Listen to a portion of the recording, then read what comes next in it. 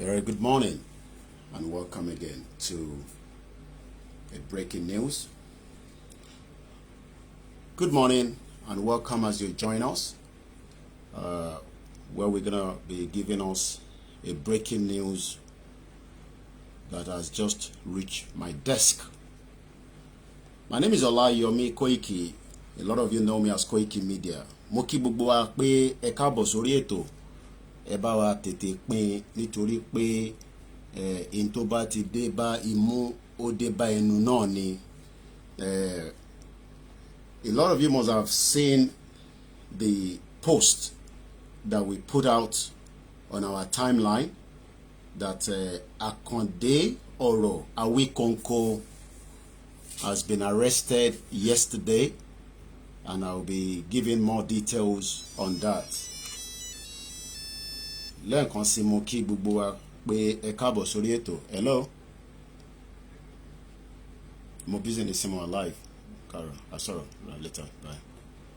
So, ẹ jẹ́ ká kọ́kọ́ kí gbogbo wa pé ẹ káàbọ̀. We are streaming live on all the 3 channels because I want the message to get out as quickly as possible for the benefit of those that might not have heard of the information, or maybe you've not seen it on our timeline.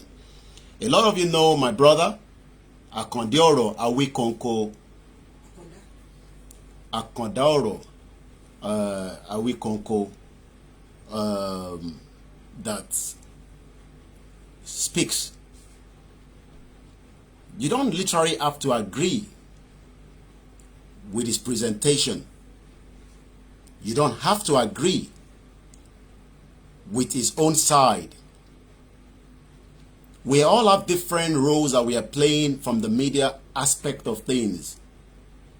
But what I can confirm this morning, that he was arrested yesterday at around 2 p.m. right in Osogbo. He was taken away in a pencil Camry, gold color. 3 officers came to his house where he was picked up, or maybe his studio, if I want to put it that way. And just about 6:30 p.m., the family find out he has been kept at the CID, State CID in Osogbo. The question we should then be asking is, have we got to the stage where nobody is allowed to speak? Pé ìyẹn kọ́kọ́ láǹfààní àti sọ̀rọ̀ mọ́ ní orílẹ̀-èdè Nàìjíríà. Ẹ jẹ́ ká kọ́kọ́ gbọ́ láta ẹnu àwọn tó súnmọ́ Akande Oro Awikonko. Akande Oro Awikonko.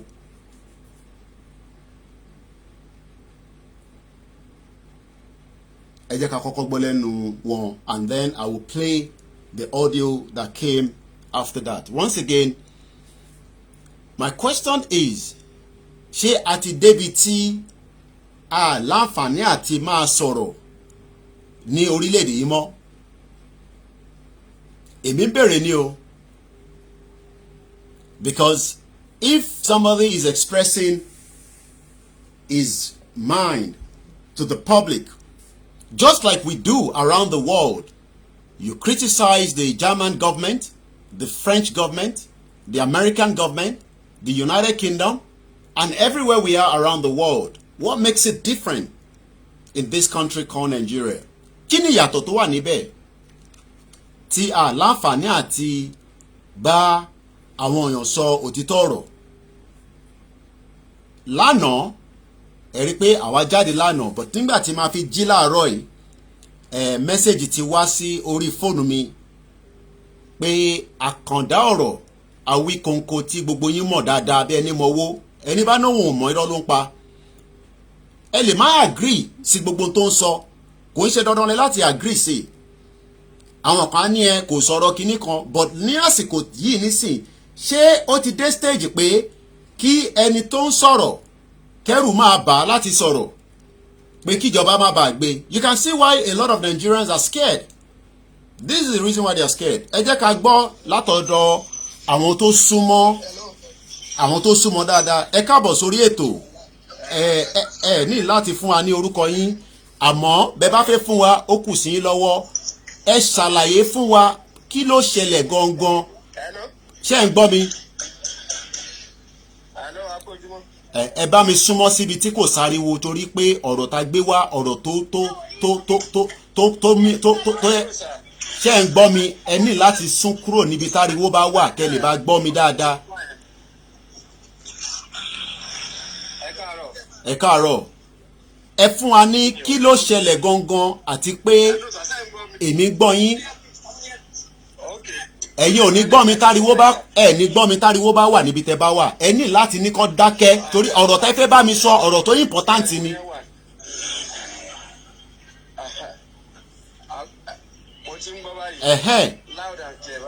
ẹ gbóhùn sókè ẹ ṣàlàyé ọ̀rọ̀ fún wa torí ọ̀rọ̀ náà la máa fi sọ.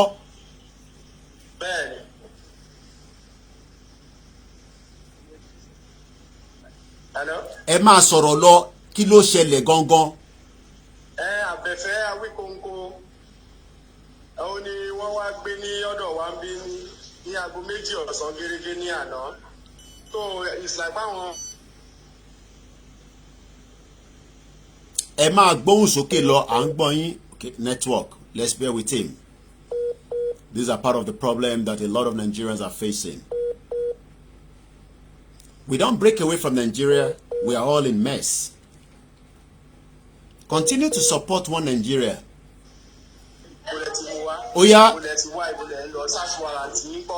Bó ti yẹ pé wọn ò rí yẹn provide wọn ní kábà wọn ní more restriction ní Ilé Ifẹ̀ níbi ibi tí ò jìnnà sí.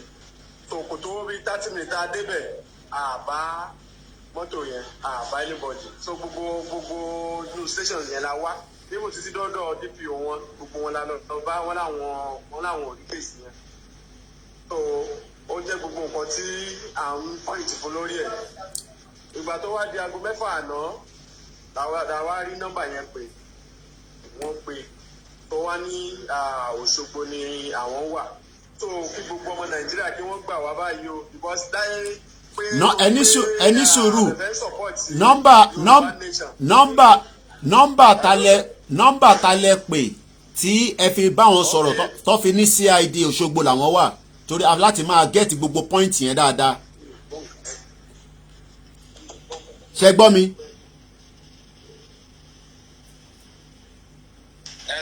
ẹni ẹ pè nọ́mbà kan mo wá ń béèrè pé nọ́mbà talẹ̀ pè tí ẹ fi gẹ́ẹ̀tì nọ́mbà Àbẹ̀fẹ́ gangan fún rẹ̀.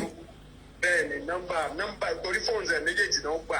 Ok. Fóònù ẹ̀ méjèèjì yẹn dẹ̀ wà hàn tá a pé láti tí kan ti pé àgbóhùn ẹ̀. So ìgbà tó wá di 6 lánàá tí wọ́n pèkì ẹ̀ ìkan lára àwọn officers yẹn ni kó tó di pé wọ́n gbé fún un. So nǹkan tó dẹ̀ sọ náà ni pé Òṣogbo ni àwọn wà.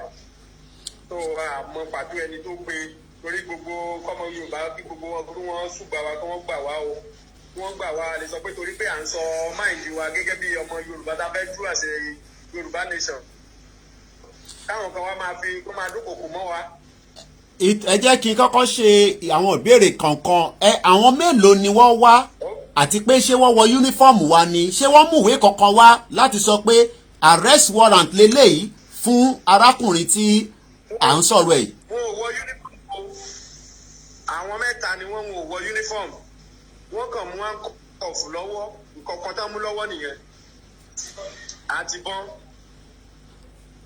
ṣé àwọn tó wá yẹn ṣé ẹ rí wọn bá ṣé òyìnbó lẹ fi bá wọn sọ̀rọ̀ àbí Yorùbá akọ̀fẹ́ ó ní kankan tí mo fẹ́ mú jáde níbẹ̀ àbí èdè míì mo fẹ́ mọ̀ bóyá aráàlú èdè kan ni wọ́n bọ̀ kí má tí castigate mo fẹ́ kẹ́yìn sọ fún wa. Ẹni ẹ fẹ́ mọ̀ báyá Yorùbá ni wọ́n sọ lẹ́nu àbí. Bẹ́ẹ̀ ni àbóyìnbó nígbà tó dé. Wọ́n láwọn mẹ́tẹ̀ẹ̀ta Yorùbá ni wọ́n.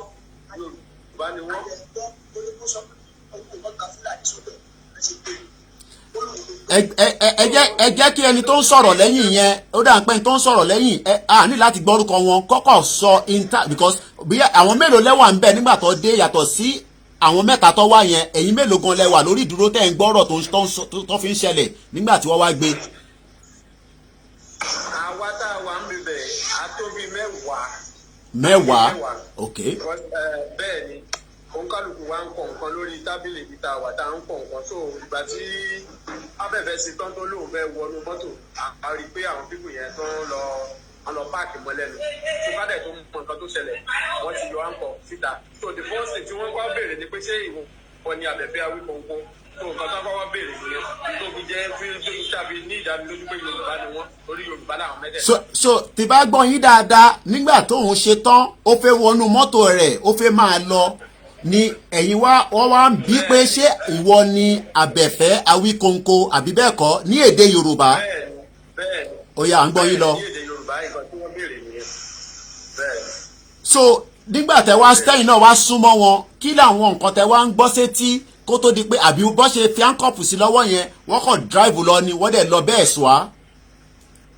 wọn drive lọ wá láti dá wọn dúró pé kí ló ṣẹlẹ̀ kí ni nǹkan tó ṣe tó ìgbà tó di pé àwọn mẹ́tẹ̀ẹ̀ta máa sọ̀rọ̀ Yorùbá náà dẹ̀ sọ lẹ́nu wọ́n ní káwá bá wọn pé àwọn ò lè sọ̀rọ̀ níbi táwọn wà yìí pé káwá bá wọn ní police station ní èyí tí ó jìnnà sí ibi tí wọ́n gbé lọ so unfortunately bá a ṣe débẹ̀ là fún ààrí wọn mọ́ àlọ́ bàbá DPO àbá too many people tá a bá sọ̀rọ̀ mẹ́rin wọ́n láwọn ò rí traces tí wọn tó káwọn ọmọ Yorùbá kan jọ kan gbà wá o àmọ́ bí tán gbé lọ torí ọ̀rọ̀ tí ó sọ tán nípa ti Olúwo pé kí wọ́n má gba àwọn ọmọ Fúlàní pé kó má kó wọn sẹ́yìn kó má kẹrù pọ̀ mẹ́rin ẹran àtìgbà yẹn láti ń rí àwọn oríṣiríṣi fẹ́tírìn tì yìí o ó tó di pé wọ́n wá lánàá.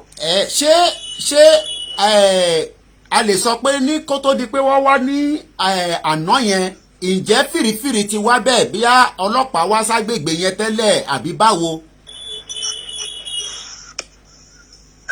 kò sí fìrìfìrì púpọ̀ ju àwọn messages tí a máa ń rí lórí tá a bá ti post iṣẹ́ tàbí tó bá ṣe live tó àwọn ọ̀rọ̀ kò bá kò pé tí àwọn ọmọ àlè Yorùbá kan máa ń sọ tó ìyẹn jẹ́ gẹ́gẹ́ bí nǹkan tá a lè fura sí torí àwọn kan wọ́n máa sọ oríṣiríṣi àwọn ọ̀rọ̀ pé ìwọ ọwọ́ máa tó mú ẹ kìíní kan máa nǹkan báyìí là ń rí.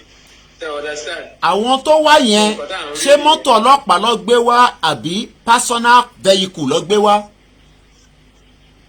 fẹ́ńsù Camry kan náà gbé wá golden colour báyìí wọn náà gbé wá.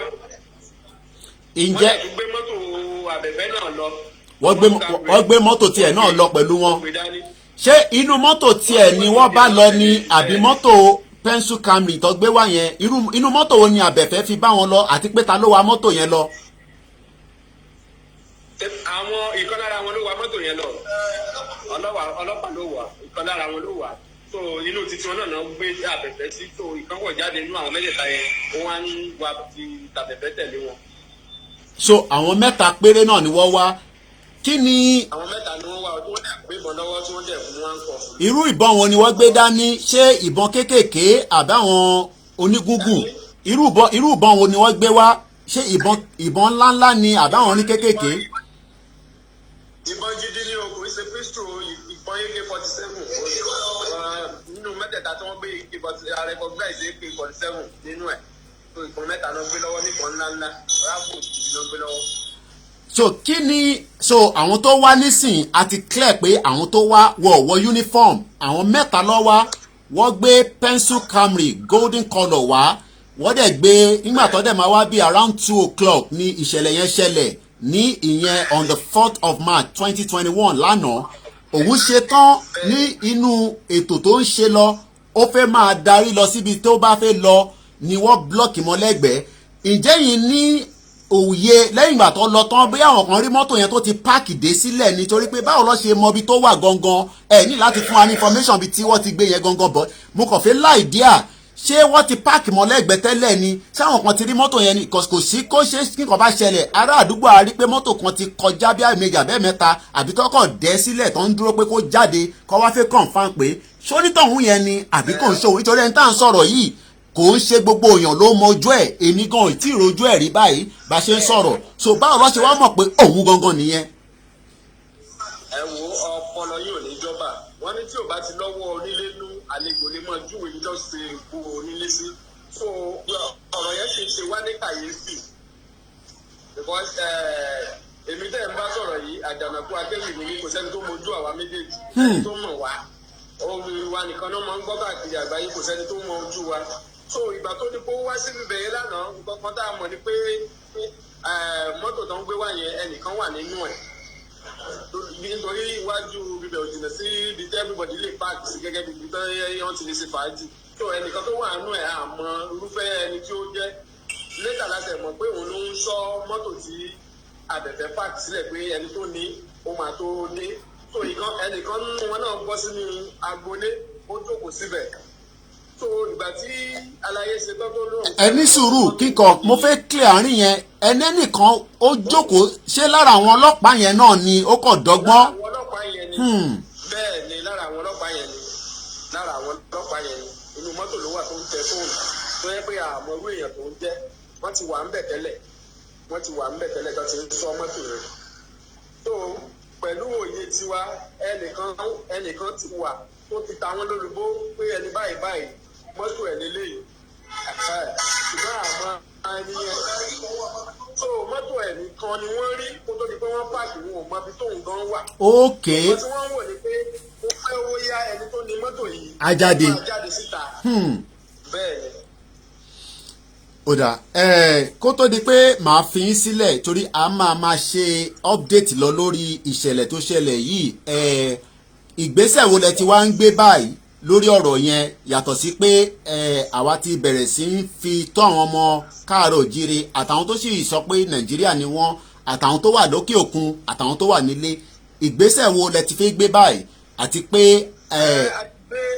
ara ìgbésẹ̀ tá a gbé òun náà ló jẹ́ kí ẹ̀yin yìí náà mọ̀ pé nǹkan báyìí ṣẹlẹ̀ àkọ́kọ́ nìyẹn then àti contact àwọn èèyàn wa láti bá kábíyèsí sọ̀rọ̀ ìyẹn ọ̀nà ìrìnsà orí ìlú Ilé-Ifẹ̀ ni wọ́n ti gbé.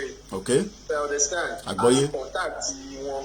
ok then a tún ti bá olórí Ṣubúọlá sọ̀rọ̀ ìyẹn ìyálájẹmọ́rẹ̀ mi. ok so àwọn yẹn náà ti láwọn máa bá wa pè CP ní Òṣogbo. ok àmọ́ gbogbo ọ̀rọ̀ yìí báyìí a kò gbé ìgbésẹ̀ ní àti ìmọ̀. kí ló máa bá jáde. àpè nọ́mbà méjì yẹn. àná wàá ti gba fóònù wàá ti pa fóònù yẹn ò ní sí lọ́wọ́ ẹ̀ mọ́ wàá ti pa fóònù yẹn. gbogbo ọmọ Nàìjíríà kan gbà wá kọ́ má jẹ́ kí nǹkan kan ṣẹlẹ̀ sí àbẹ̀fẹ́ o. ó dà nǹkan kan ò gbọ́dọ̀ ṣẹlẹ̀ sí àbẹ̀fẹ́ o. ó dà ẹ ṣe gan alàgbà mi èmi á tún máa bá yín sọ̀rọ̀ ẹ jẹ́ kí èmi máa bá ètò nìṣó èmi àti yín á tún máa sọ̀rọ̀ lẹ́yìn tó bá ṣe ń lọ èmi á máa fi tó àwọn tí à ń bá sọ̀rọ̀ à máa fi tó wọn èmi àti yín á tún sọ̀rọ̀ lẹ́yìn ẹ ṣe gan ẹkú àdúrótì ó máa ṣeé ṣe láṣẹ Èdùmàrè màá bá yín sọ̀rọ̀ later. For the benefit of our Yorubas brothers and sisters that might not have understand what has been said by the caller, because when we speak English, so many people get a little bit angry, upset, thinking maybe we want to satisfy our brothers and sisters from the Biafra. Yes, we can't satisfy them. They are fighting for the same cause just like us. But we have to remember that we have so many Yorubas, even living in Nigeria, that do not understand Yoruba. So taban communicate, lóde Yoruba nìkan, how do I get a message to my brothers and sisters, our children that do not understand Yoruba? And that is why we must speak English. Some sure do not speak English. That is fine. Pure Yoruba. But me, on this platform, we mix it together. But let's go back to the conversation. What the person that spoke to us was giving us a background. A lot of you, let me just show you what you might have seen of this person we are talking about. But before I do so, let's first hear the audio that was released just after it was released yesterday. I've seen a lot of you commenting, oh, it's not this, it's not that. Okay, so because it's not in support or is talking about Yoruba Nation. This is not about Yoruba Nation now. He's a Yoruba man. And we must stand shoulder to shoulder with every single Yoruba, even Omoyele Sowore. And that is what you need to understand. If you say it is because I am speaking, I'm saying because we are a Yoruba Nation. Nìkan ni ká máa so ẹni tó bá mú nísìn ó láti jẹ́ ẹni tó jẹ́ pé tó ń sọ̀rọ̀ Yoruba Nation nìkan. This is injustice that is taking place on a daily basis. So many people are facing this same difficulty that millions of people do not even know. When there is no light, people are facing injustice. When people are dying on the road, people are facing injustice. When people are dying because of the social welfare, that is injustice, regardless whether they are even Yorubas or Igbo or Middle Belt or South. So you must, as Yoruba people, be patient. Ẹ láti ṣe sùúrù. Nǹkan kí nǹkan tó bá máa sọ. Tá a bá ṣe sùúrù, àti fẹ́ da gbogbo ẹ̀rú nìyẹn. Ọmọyẹlé Sowore says it's not Yoruba, and so flipping word. Let me be careful with my word this morning. Ṣé nígbà tó jẹ́ ṣé bó ṣe wá mú Ọmọyẹlé Sowore? Is that the way it's done? Where you are living as a diaspora, or where you are living here inside this shit old country called Nigeria? A lot of you outside will be pointing finger. Omoyele Sowore is not supporting us. It doesn't matter. It's a moving train. Not everybody should support us. And that does not mean we have to wait for them.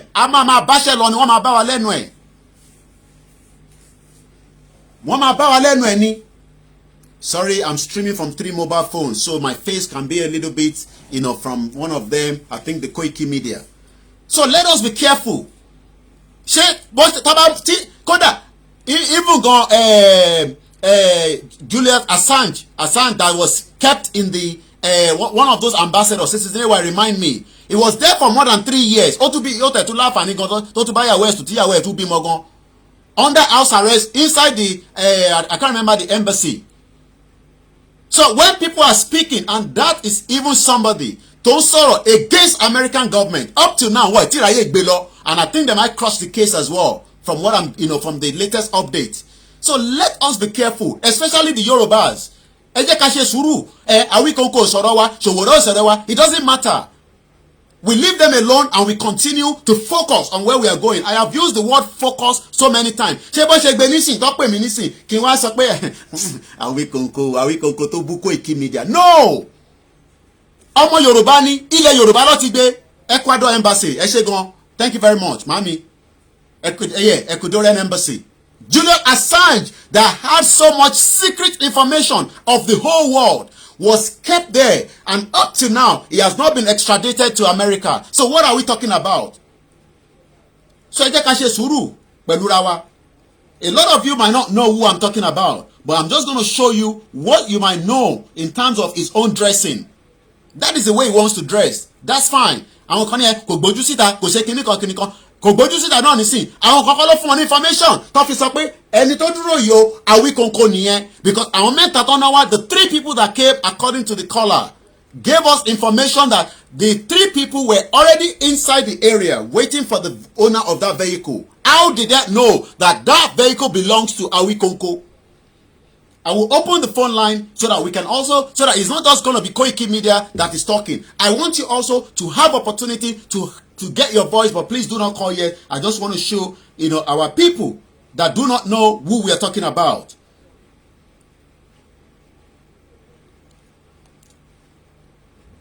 Once again, my name is Olayomi Koiki. I want to give you the last broadcast you must have done. This is him, for the benefit of those of you that do not know who we are talking about. I'm going to just fast forward a little bit.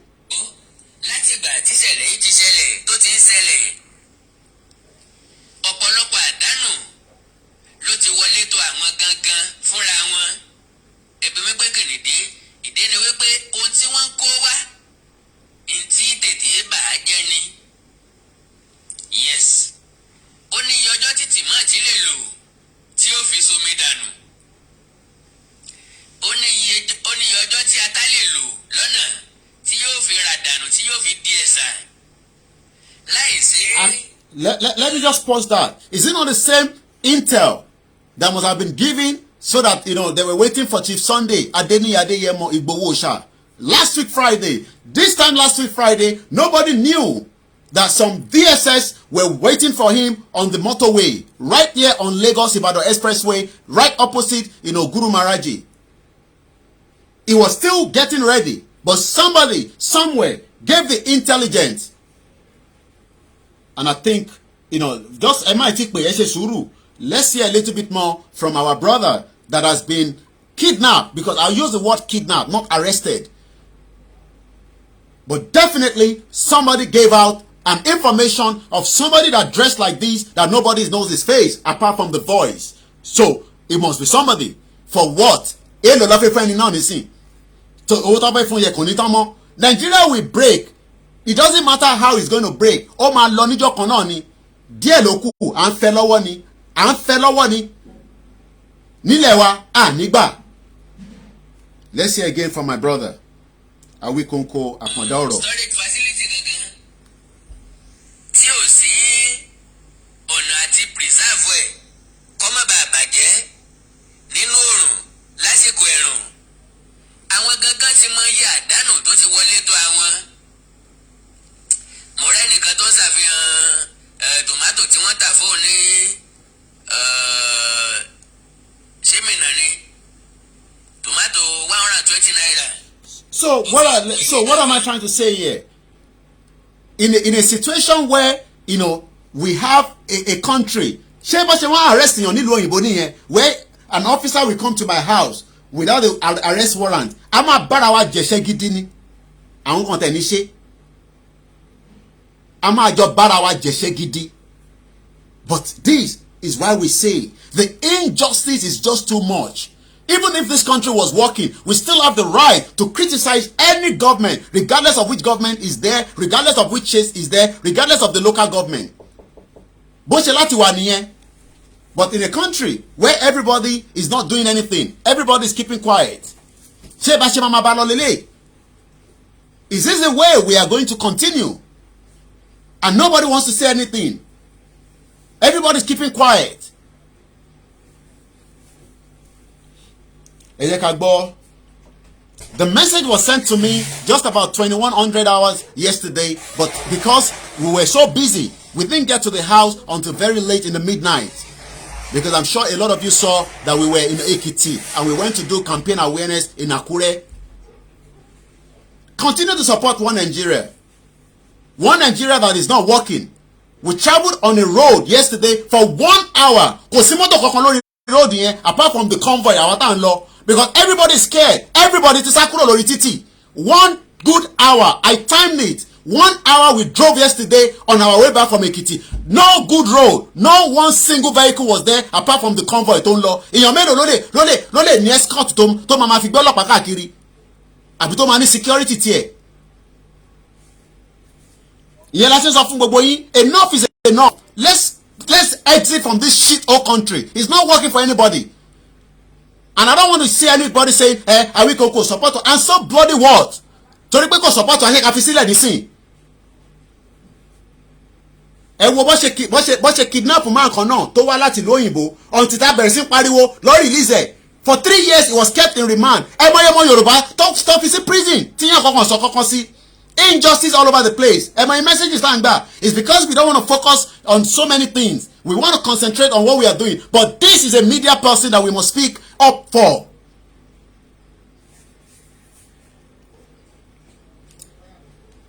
Let's hear the audio that was sent to me yesterday.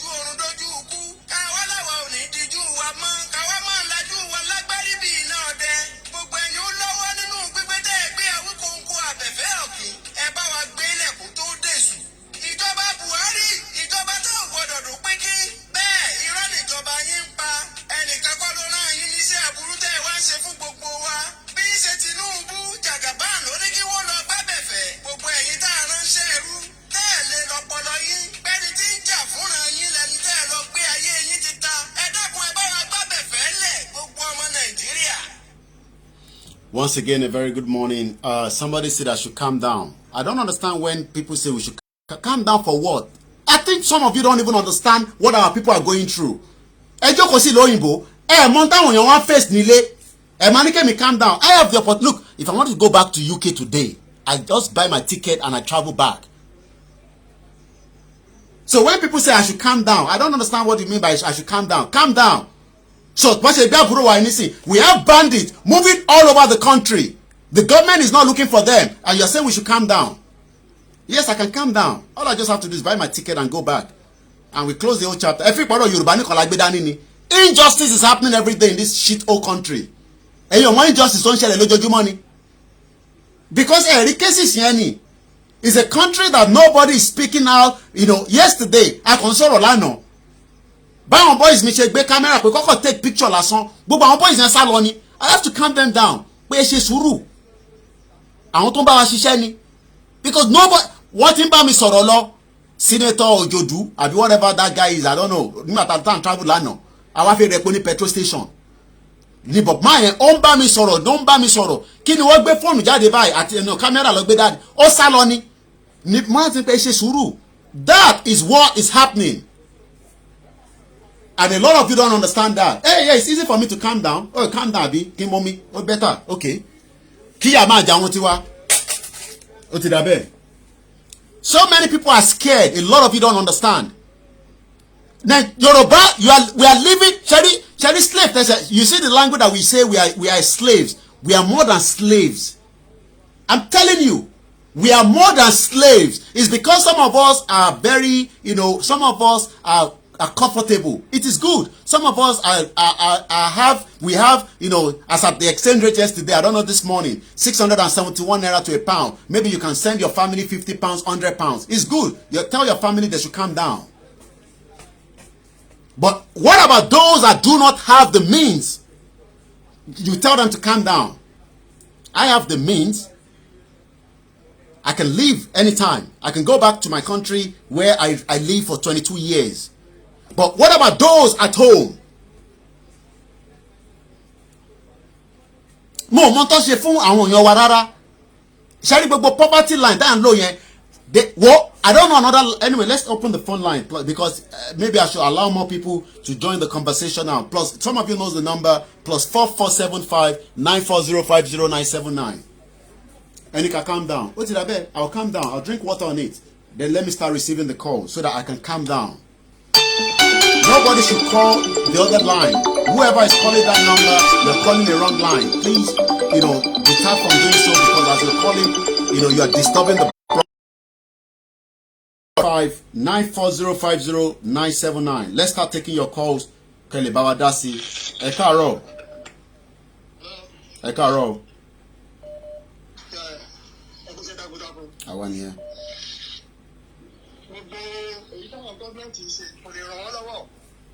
Wàláì tàláì kò lè ràn wọ́n lọ́wọ́. Ọ̀dọ̀ táníkà lọ́wọ́ wà wọ́n lè lọ. Wàláì tàláì wọ́n lè lọ.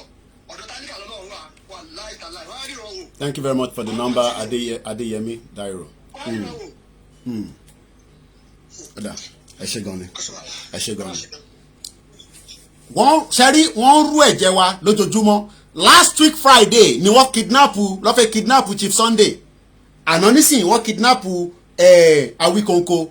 Ẹ jẹ́ ká túbọ̀ gbọ́ látẹnu ti gbogbo yín +4475 940500979. That is the number. Ẹgbọ́n sókè alàgbà tó ń pè. Hello sir, ẹ káàárọ̀ ẹ kú ọ̀rọ̀ ìlú sir. Àwa nìyẹn. Tó nípa ti bàbá ẹ tí wọ́n gbé Awikonko, mo sọ pé ìjọ wo ni àwọn fídíò kan tí àwọn sójà ní tó ní Awikonko mọ òun kó má jẹ́ torí nǹkan tó fi lọ gbé máa yẹn ní àwọn olórí burúkú yẹn. So sójà yẹn ló mọ òun dáadáa tó ń sọ àwọn information kan about location 419. So bí àtúrí ẹ̀ náà ṣe lọ gbé bàbá oníbàbà. So because ẹ̀wọ̀n kọ́rọ̀ Nàìjíríà yìí lágbára. So Ọlọ́run fún wa ṣe o. Ẹ ṣé gan ni. Let's go straight to the next caller. The line is open. It is your show. I am only here, representing every one of you. It is not anything different. I am just an ordinary person. I've said it so many times, but the only difference is we will fight to the end for a Yoruba nation. Nothing more than that. But this morning, The news is Akondaro Awikonko was kidnapped yesterday in Oshogbo, and currently now, from what we heard, is currently at the state CID in Oshogbo. No contact, no house warrant was brought down when he was arrested. Let's take more calls from you that are listening and watching us live as we speak right now. Bear with me, the line might be very busy, but we'll try as much as possible to pick so many calls. Ekaro, good morning. Welcome to the program. Hello. Ekaro. Mr. Koiki. Ekaro. Yeah, Pastor Doso from Africa. Yeah, we're pinning the number down as well. I'm really enjoy the program. You know, don't mind those people who are saying, hey, calm down. Don't mind them. Even us that we stay here, you are very fine. But the whole thing is just way too much. So don't mind those people that say you come down. So I will really support you guys. I will be with you. Even for us in South Africa, we are doing our best as well. Thank you very much. Thank you, sir. Because even something good doesn't come cheap. So I want our people to know that. Okay. Thank you very much. Thank you. +4475 9405079. Lánàá wọ́n ti gbé Àkàndá ọ̀rọ̀ Awikonko. A lot of you know him very well. I don't have to tell you who or what he says. It doesn't matter what he's saying. It doesn't matter how he says it. It doesn't matter how you feel about him. He's a Yoruba man and he has been picked up just like Omoyele Sowore and just like so many Yoruba people that have been kidnapped, kept in the dungeon of this government that is now becoming a more difficult for so many people. We have another caller. Egbonsoke, good morning. Hello caller, you're live with us already. Good morning. Good morning. Ẹ bá wa gbóhùn sókè, èrò tó ń wò pọ̀, àwọn tó dẹ̀ fẹ́ wọlé pọ̀, ẹ ti wọlé, ẹ gbóhùn yẹn sókè. Ṣé kò káyìn lára ni bó ṣe ń kẹ́mi náà lára ni? Àwa nìyẹn. Ó ká wa lára ní sà, ṣe rí nǹkan tèmi rí nínú ẹni wípé ṣe rí àwọn tá ní as our leaders tó jẹ́ Yorùbá land, tá ní leaders ní Yorùbá land. They are the problem of our race. But the only thing I just see is that Sherry, we don't need to stop. Alenipoke ẹnìkan wà tó ń jẹ́ agitation, wọ́n ṣe agitation fún another place bóyá àwọn wà in a race of Yorùbá nation pé àwa ní supported. That is a big lie. We have to fight for that because àwọn èèyàn wa ni wọ́n ń pa. We don't gbọ́dọ̀ máa lajú wálẹ̀ because many tó máa kàn lọ́la kò sẹ́ni tó máa kàn lọ́la. And this our government, they are every day the problem we every day, and they are not ready to surrender for us. My only option is that our youth over today, let's burn down national care. I don't think something is going to be well okay with us or in that country. Okay. All right. Eja to follow me like because call yẹn pọ̀ mo dẹ̀ fi make sure I'm still here. I'm not in a rush. So, there will be so many of you that will hear your voice, but if you have called already, try not to call again. I'll keep refreshing the phone. The line will get through. You will get through. It doesn't matter. The number is +4475 9405079. Mo kí gbogbo yín níbikíbi tẹ́ ti ń wò wá. Lẹ́kìtì, ní Kogi, ní Kwara, ní Ọ̀ṣun, l'Ogun State, ní Lagos, all over the world. Wọ́n ti gbé Àkàndá ọ̀rọ̀. Tó bá jẹ́ pé Ọlọ́run fún wọn ṣe. Ìtorí pé ẹ má bínú bàbá mi ẹjọ́ torí Ọlọ́run. Tó bá jẹ́ pé Ọlọ́run fún wọn ṣe, but Ọlọ́run tó fẹ́ fún wọn ṣe. Ọlọ́run tó fẹ́ fún wọn ṣe. Tó bá jẹ́ pé Ọlọ́run ti fún wọn ṣe ní last week Friday. Anyway, ẹ má ìkẹ́ kí n sọ tó wà lọ́kàn mi tó bá yẹ pé Ọlọ́run fún wọn ṣe tọ́rí bàbá wa Sunday gbé ní last week Friday àmọ́ páwọn kan inú London bọ̀ kò ń ṣe bí àwa wà láìta láì súnmọ́ bí láì kò ń ṣe bí àwa mo ṣeré ẹgbọ́n sókè bàbá mi mo mọ̀ pé láti London lẹ ti ń pè àbí ibi kan ní UK. Ẹ̀lú bàbá ẹ̀kúṣẹ́ bẹ́ẹ̀ ni UK náà ní sá ẹ̀kúṣẹ́ Ọlọ́run ní dójú tì yín o ẹ̀ẹ́dẹ̀ ní sí lásán lóògùn Ọlọ́run because mo wà inú mi dùn gan and then a ní problem kan Nàìjíríà káláwọn èèyàn mọ bí àwọn diaspora ṣe ń fi fáwọn Nàìjíríà ní orí ọ̀pọ̀lọpọ̀ wa tó máa péjú báyìí lọ bisikọ́ bàbá kíyàn tó lè fi àyè táwọn bá ń gbé ilẹ̀ ẹ̀kẹ́ tó lọ síbẹ̀ yẹ Ọlọ́run nìkan ló lè sọ yín lẹ́san ọlọ́mọdé kí ẹ sí lásán Ọlọ́run ní jẹ́ kẹ́ ẹ sí lásán Ọlọ́run jẹ́ ká sí lásán because ọ̀pọ̀lọpọ̀ kan táwa tún ń rí àwọn tó wà nílé yẹn ò rí because àwa ti wò pé àwọn tí wọn ò ní kan tó wa tí wọ́n ṣe dáadáa fún wa báyìí tí wọ́n dẹ̀ sọ́fà tó ń lé tàlejò gbádùn àwa tá a wá ní nǹkan tàbá lè ṣe nǹkan wa bó ṣe yẹ ká ṣe ìgbádùn tiwa tó máa ju tàwọn lọ because àwọn tàdé ń ṣiṣẹ́ fún káàkiri lóyìnbó yìí náà àwọn ò tún gbàdúrà kí ìlú tiwa dà because wọ́n pè nínú tíbílù wa ò ṣe dà yẹn làwọn fi ń ní lọ síwájú táwọn wàá táwa wà ń bẹ tá a rí bó ṣe ń lọ ṣó èyí sì báyìí là ń ṣe kùrùkẹrẹ irú ẹ̀ ní irú yín yìí Ọlọ́run ní dójú tì yín sọ̀rọ̀ mi síbẹ̀ ṣé nǹkan tó fún àwọn pípé yìí ní agbára àti lọ máa gbé àwọn tó ń gbé ní pé wọ́n ti rí pé àwọn tó jẹ́ olórí wa tó yẹ kán jẹ́ pé àwọn náà máa fi ohùn ṣáwájú táwa máa tẹ̀lé wọ́n ní pé wọ́n keep quiet wọ́n sọ nǹkan so wọ́n wá wò pé òkè o àwọn tó wà lẹ́yìn yẹn táwọn bá ń ṣe àwọn tí wọ́n mọ nǹkan tó lọ yẹn táwọn máa ń fọpọlọ bù wọ́n so díẹ̀díẹ̀ sọ̀rọ̀ mi sì báyìí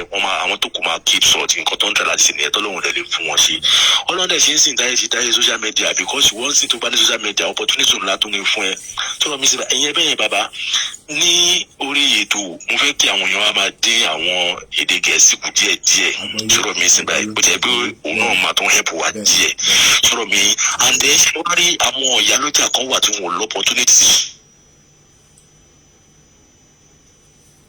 mo gbọ́ yín mọ́ alàgbà ó ọ̀dà ìtẹ̀báwa san náà ti tó ká lè láǹfààní kẹ́lòmínà túlẹ̀ láǹfààní àti pè wọlé ẹjọ́ ká lè ṣe kó gbogbo ẹ̀ káwọn èèyàn lè pè dáadáa àwọn èèyàn fẹ́ pè torí pé Awikonko àwọn tó nífẹ̀ẹ́ pọ̀ èmi náà dẹ̀ nífẹ̀ẹ́ ẹ fi gbogbo iye ọmọ Yorùbá ni ẹgbọ́n sókè ó dà pé màmá wa ló wà níbẹ̀ ojú tí mo rí lórí status tó jẹ́ kí n sọ bẹ́ẹ̀ o ẹ má bínú. hello ẹ káàárọ̀. ẹ káàárọ̀ màmá wa. yes sir ẹ kú ètò. ètò ni ẹ mà. àbọ̀ Ọlọ́run á máa dájú lórí yín o. àṣẹ Èdùmàrè àmì Jésù Kristi insha Allah. ṣé ẹ ń gbọ́rọ̀ mi sà. loud and clear. ẹ wo ọkàn tiwa ò balẹ̀ rárá o especially èmi tí mo bá yín sọ̀rọ̀ yìí ọkàn mi ò balẹ̀ gbogbo nǹkan tí wọ́n fẹ́ ni wípé kọ́ńṣà àti gẹ̀ẹ́tì olóyè Sunday Ìgbòho down mo dẹ̀ gbàládùra wípé Ọlọ́run ò ní fún wọn ṣe. ìyà tó ń jẹ ọmọ Yorùbá ó ti pọ̀ jù kí ló dé ṣé bá ṣe máa bá lọ lélẹ̀ ni tó wá jẹ́ pé nìkan kan ò gbọdọ̀ sọ̀rọ̀ àfi kí wọ́n gbé. à ń gbádùn yín à ń gbọ́rọ̀ yín. àwọn olórí wa àwọn bàbá àwọn ìyá kí wọ́n dìde kò sí ẹni tí orílẹ̀-èdè Nàìjíríà kò sẹ́ni tó rọ̀ lọ́rùn ẹni tí àwọn òbí ò bá ti ṣòṣèlú tóun náà kì í ṣolóṣèlú ìyà yẹn ti pọ̀ jù. tó ń ṣe kékeré ó ti kọjá pálí ṣúgà. Ọlọ́run ò ní jẹ́ kí wọ́n rí nǹkan kan ṣe f'Awikonko o. àmín. agbára ọ̀tá ò ní ka yín o ẹ máa lọ rí ẹ máa bọ̀ rí o. àṣẹ Èdùmàrè ẹ ṣe gan ni ẹjà tó fẹ́ lómi láàyè ṣe rí ìwọ tó ní ẹ ṣèbá Awikonko lọ́gbé ẹ Koiki kí ló kàn pẹ́ la Awikonko ọlọ́mọ ayé kó jẹ́ pé òun lọ́ máa gbé à ń gbàdúrà ẹ̀ ní o ẹjà lọ sí ìlú Agége moment tó ń pè dáadáa lára àwọn olólùfẹ́ wa ni wọ́n ti já kúrò ẹ pè lẹ́ẹ̀kan sí gbogbo yín kó má jẹ́ pé ẹni tó bá ti pè tẹ́lẹ̀ ẹ jọmọ bẹ̀yìn ni torí pé kí ẹlòmíràn láǹfààní àti pè ẹ bá ti pè tẹ́lẹ̀ ẹ gbóhùn sókè. Okay, hello Koiki, ẹ káàárọ̀. ẹ káàárọ̀. I just have mo kàn ní just shoot láti sọ ní 4 to 4. Ṣé I want everybody to go to their Facebook or Instagram page kí wọ́n lọ ṣe hashtag free me morúkọ man yẹn because I'm not really good in Yoruba and I mean I want to see understand. Yeah. So everybody should go on their page and put it hashtag free social person. Let the whole world know what the useless government of Nigeria, let them know what they are doing. And secondly, I want to support the people it's like they don't really understand what is happening. If they do understand it, it's all fine. I have the opportunity for me to be able to send more than 100 pounds to my family, to my friends. On any basis. First is that we are tired of what is happening in that country. We are tired of what is going on in Nigeria. Come on, I just want Nigeria see. I said like when I was 12 years old. So they don't expect me, see you back coming. They see the joint stuff coming Oyiboni. So come to come support the pay. We are all over the Nigeria, but each time I see what is happening there, each time I watch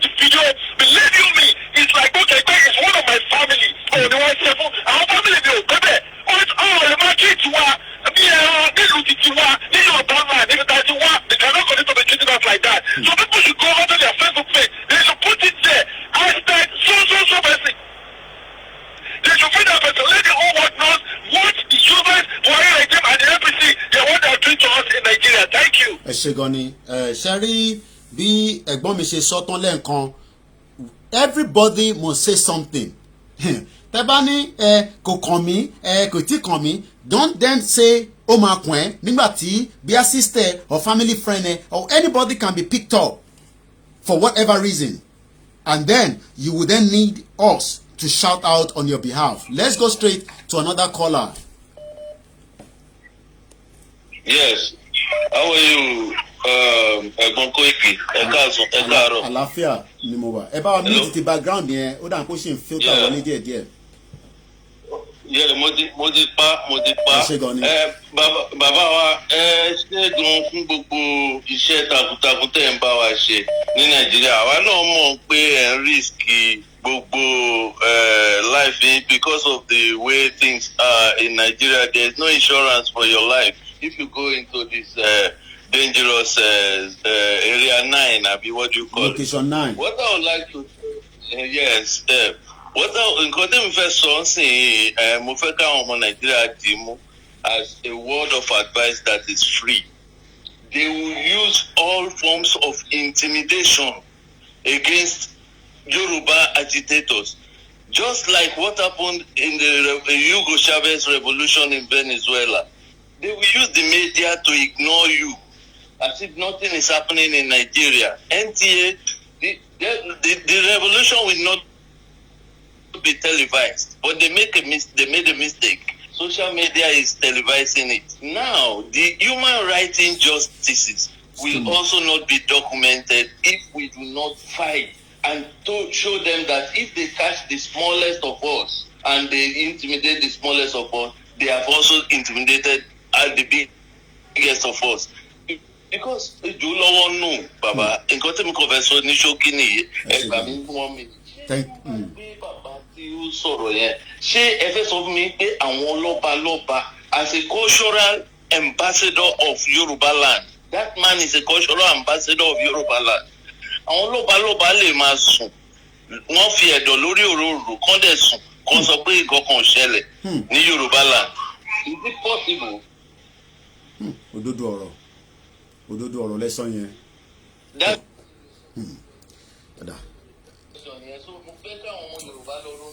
Pé ìjọ lọ́wọ́ nú Ọọ̀ni ọ̀fìfẹ́ èmi ń náwó sí ẹ̀rọ ọ̀jájá wèrè ìwọ ló ṣiṣẹ́ yẹn. ẹja fẹ́ lómi láàyè ká tó tún fún ẹnìkankan láàyè ẹ jẹ́ ká tún láǹfààní àti gbọ́ ohun Awikonko. Àwọn kan mọ ohun yẹn dáadáa, àwọn kan mọ ohun yẹn. He has been kidnapped yesterday by 3 officers that came to his location. Ilẹ̀ Yorùbá kò dé believe wípé àwọn èèyàn kan wọ́n dẹ̀ tún máa tún díà láti gbé mọ́tò wọn láti lọ sáwọn ìlú yìí láti lọ ra àwọn nǹkan rẹ̀ oko yìí wá. Àwọn amúnibúni ẹran ìbíyẹ fọ́jú ọ̀tún ẹran rẹ̀ fọ́tò sí. Wọn ò lè dúró ìṣẹ́jú kan, wọn ò lè dúró wákàtí kan, wọn ò lè dúró ọjọ́ bíi mélòó kan, ọ̀sẹ̀ kan. Tí wọn ò fi ṣiṣẹ́ òun àti pàápàá ọ̀pọ̀ nínú wọn rí nírí àkókò bísínẹ́sì rẹ o bí mo ṣe kó wá yẹn kárí mo lọ tí n bá rí bíi kásítà kan kó bọ̀ ó ní iye tí mo máa ta má lè ata 200 mẹ́yẹ o 500 ní kò bẹ̀rẹ̀ sílé o má lo ní 100 naira o ò ní jẹ́ gbèsè o. Gbogbo nǹkan la máa ń rí And gẹ́gẹ́ that is him there. During one, I think this one was some few days ago. This one was 2 days ago. End cow meat now. That was the message. Ṣé ọ̀rọ̀ tó ń sọ ẹni sìn ṣé ó ti pọ̀ jù? +4475 94050 The line is still open. Definitely, I know a lot of you are calling, but I have to keep refreshing the phone so that we can get as many of you in as possible. Ẹ̀yin lẹ́ lè tó. Ẹ gbóhùn sókè. Ẹ bá a ṣe ní kíákíá. Ẹ káàárọ̀. Àwa ni ẹ. Àṣẹ Èdùmàrè. Sẹ́ẹ̀rí àwúlò fún ìjọba Nàìjíríà wàhálà àwúlò fún bàtà máa wúlò fún ẹ bàtà fẹ́ dìbò ni nìkan la máa wúlò fún ẹ. Ẹ̀mí wọ ọjọ́ wọn lójú. Sẹ́ẹ̀sì ọ̀pọ̀lọpọ̀ àwọn èèyàn wa wọn ò bìlíìfù ń tà ń ṣe wà lẹ́tàlẹ́pà wà lẹ́yìn pé bóyá a fẹ́ ṣe àṣeyọrí. Torí àwọn mẹ́ta tẹ̀lé máa ti rí owó báyìí wà lẹ́ ẹnu wọn tó ti tán. ṣùgbọ́n èmi ń gbọ́dọ̀ pé ọlọ́run fún wa dé ọlọ́run yóò fún wa sí ìjọba nàìjíríà wọn ẹ̀mí wọ ọjọ́ lójú wàláhì àwọn gómìnà tá a ṣì nílẹ̀ yorùbá wọn ò dá kò sẹ́tọ́ dánú wọn lórí búkú gbogbo wọn ẹ̀wọ̀n máa bí ètò lọ́lọ́run ràn wá lọ́wọ́. Ashedumare. Let's go straight to Emma Binu. Everybody will speak, but like I always say, because of the heavy load on the WhatsApp, I have to keep refreshing it so that your calls can come through. Let me see, if you have just joined us, Awikonko Akondaoro has been kidnapped by 3 uniformed officers yesterday, and right now we don't know his location. Ebon's okay, and Tonkpewa. Yeah, maximum respect. I'm on loudspeaker. Oh yes, you're already live. Yes. Okay, Yomi. Maximum respect. Yeah, I appreciate all your effort on ground. Yeah. Thank you. But my honest advice for you is this. Yeah. I think you should approach that Awikonko with extreme caution, please, for safety and security reasons. Why? Awikonko, yeah. Do you know Awikonko? Awikonko? Okay. Now, I don't know Awikonko, but Awikonko, yeah, he wine and dime and works with these people. Okay. You understand it? He works for Oni of Ife. I'm telling you categorically. I'm not disputing that. Okay. That's he works for that you all these, he works for all these politicians. You understand? Yeah. So in Kotomo Jelupa, now Awikonko, yeah, Oti down or go. Now, Majeko Sunday Boo, Majeko Boju, and Majeko Boju. You understand it now? Okay. What Awikonko has got with these people is a personal vendetta. Okay. Are you getting me? Okay. This is not agitation of Yoruba or Odua nation. This is a personal vendetta. Don't get involved. Okay. Let me put this, my brother. Don't go yet, my brother. Let's put it. Let's remove the Yoruba agitation. Thank you very much. Let's put sentiment aside now. Forget about sentiment. No. That's what I want to ask. I want to throw a question to you, if you allow me to. I have not come to say this is based on the Yoruba nation. I've come as a media that somebody has been arrested, regardless of whatever his views, his opposition is. Just the same way so many people disagree with Julian Assange. Some of us support him, some people don't support him. I live in UK and I know you understand what I'm saying. So regardless of who he dines with, I don't know what Julius Assange has been dining with, right? But some people support him, some people don't support him. So now what makes it different? Where some people, I don't want to tell you where my position is or how my position is, but our job as a media is to report the injustice of any individual person, even if they're Hausas. So I understand. He works for this, he doesn't work for this, he dines with them, he doesn't dine with them. But is it crime? Is it not a crime against humanity that a person was arrested? I want you to answer that. On my opinion, yeah, looking from all perspectives, all I'm concerned is about you yourself. You understand what I'm saying? You're trying to help, but in the process of trying to help, no, I'm not trying to help. Let me say this. I am not trying to help. This is not a help. This is a job of the. You see, the problem a lot of people don't understand is, as a media platform, we have left our media, and I don't know how long you've been watching me since we started the agitation. It's a registered media, and the media report the news around the world. Okay. So what I'm trying to say is, it's got nothing to do with my sentiment. It's got nothing to do, this is a crime that has occurred and we want to investigate it and we got to talk about it. And there's nothing wrong in that. But put something behind your mind. Yeah. You are in Nigeria and that is a lawless country. Okay. Where there's no rule All right. of law. Let's leave. Yeah. I am in Nigeria. Let's leave that aside. Don't worry about that. I am in Nigeria. I am not scared of the government. I am not scared of anybody because as far as I am concerned, one day will be one day, something will fall for something. So I'm in Nigeria. Let's leave that to the side. But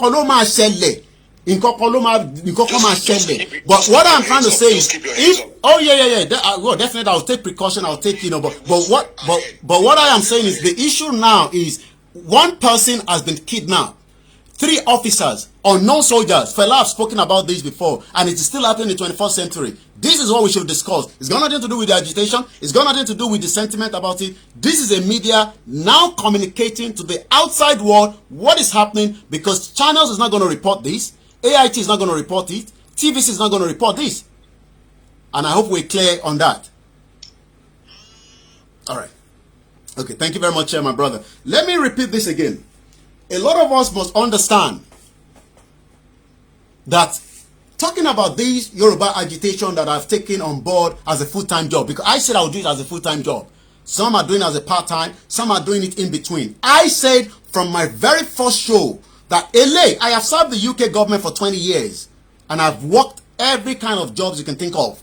But I decided that I will do this full-time. That is why my own is much more in terms of the effort I'm putting on it. But does that mean I should now neglect all the crime against injustice? Not only in Nigeria, even in the UK, in America, around the world.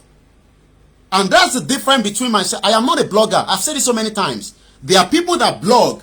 Somebody might think maybe I'm coming now to blog this. No, this is not blog. I am a proper registered media. Forget about the situation of, whatever side you are on with, Awikonko. It's a crime against humanity. Daddy, what's the guy's name? Since his name will remind me. He talked kidnapped. That one has been kidnapped for 2 years. We promote it all the time because I look at the story all the time and I bring it out as well. So let us be careful as well as we contribute, but we do appreciate every caller as well. Hello? Caller, about mute background. About mute background straight away. And I don't want anybody to respond on the last caller. Let's focus on the main issue. I have dealt with that and we move forward. Hello, caller. Hello. Go ahead, caller.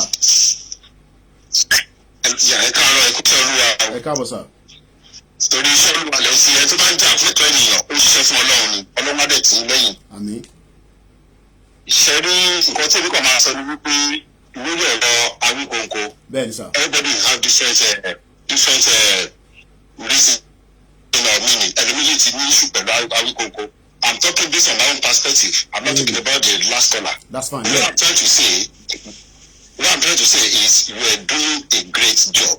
It is you, the media people, that will let the world knows what is going on. It's as simple as that. It is simple that they try to arrest Chief Sunday Igboho and they were not succeeded. And the same thing that is happening to Awikonko now. So the people, I don't know what Daddy Yaka. Yeah. Thank you very much, the person that posted the comment. Yes. Yeah, but to be honest with you, what you are doing is the right thing. But Chemo, àwa Yorùbá là ń dìtẹ̀ mọ́ ara wa. Àwa Yorùbá là ń gba ẹ̀bọ̀dẹ̀ fún ara wa. Gẹ́gẹ́ bí tẹ sọ síwájú pé báwo ni wọ́n ṣe mọ Awikonko because wọ́n tó fọ́ ló máa yìí. Amẹ́ríkà ló ń tẹ̀ bí àwọn wà. But at the end of the day, that is his own personal way of to operate. That with any or whatever, that's not the issue now. No. The issue now, anybody that is being in the Western world, come on, we pay. We are calling the devil money being but the yet one single pampa, you go marry single to London. And the other guy is a place that's a path. Ben. Kátó sọ pé ọmọ ẹgbẹ́ ti kọ́ máa abduct tí ìyẹn ní lọ́bi tó wà àwọn ẹgbẹ́ òun lọ́bi tó wà. In a legal way, ẹ máa announce ẹ máa declare me wanted. Bẹ́ẹ̀ni. Ẹ máa send this arrest warrant. Ẹ̀gbọ́n mi ẹ má bínú ṣe be the same thing. Sorry, what we need to understand is ẹ jẹ́ ká mọ̀ pé the situation on ground is just the same thing. Wow, ní arrest warrant ẹ dẹ̀ fi kidnap olóyè ní last week Friday. So tó bá yẹ pé wọ́n rí ṣe ní last week Friday ní intermama sọ kọ́nísìn làwọn máa sọ yìí àtẹ̀tígbé ìyẹn la máa gbé dání láti last week Friday another Friday nísìn another one tuntun ṣẹlẹ̀ ṣé torí pé olóyè ní maybe extra whatever tí wọ́n fi move níjọ́ yẹn àwọn tó ń tẹ̀lé wọn àtàwọn tó jáde ṣé torí pé òun nísìn wọ́n kọ̀ wọ síbi tó wọ́n lọ wọ́n dẹ̀ gbé àwọn tó lè wà lágbègbè nígbà tó ti rí pé wọ́n gbé K47 dání orúkálukú yaya dànù káwá sọ pé ká má sọ eléyìí ò ṣe gbéyàn pé blọ́ọ̀gì kankan. This is what is happening. The media does not report a lot of crime here in this country and that is why things goes under the carpet. Ẹ bá wa wrap it up kọ́ de kátúndé fáwọn ẹlòmíràn láyé sá. And to do that, so when people are saying nǹkan tí ọkọ mọ̀ jẹ́ òun ló pa, that person should be very very careful. Tó ara ìlú náà jà pọ̀ ló ń dẹ̀ máa tì í lẹ́yìn. àti arílẹ̀ yìí àti ọ̀nà yìí gbogbo ẹ̀ máa dáàbò bò. Thank you very much. We take few more calls and then we start winding down from this end. I know there's still a lot of you that wants to talk, but once again, we will pick those calls so that you can quickly add your voice as well. All the way from Sweden, go ahead quickly. Good morning. Good morning, Koiki. Morning, sir.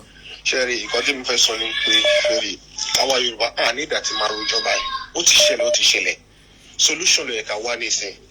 For example, bí orú Awikonko tó gbé nísìn, èmi ò like view ẹ̀, but he's still an Yorùbá man. And since wọ́n ti lè máa gbé Fúlàní bẹ́ẹ̀ yẹn, so wọn ò ní right àti wọ́n máa gbé ọmọ Yorùbá bẹ́ẹ̀. Sherry, àwọn boys tó wà ní Òṣogbo, they need to organize themselves. Nǹkan tí wọ́n ṣe fún wọn lẹ̀ Ìgbò nìyẹn.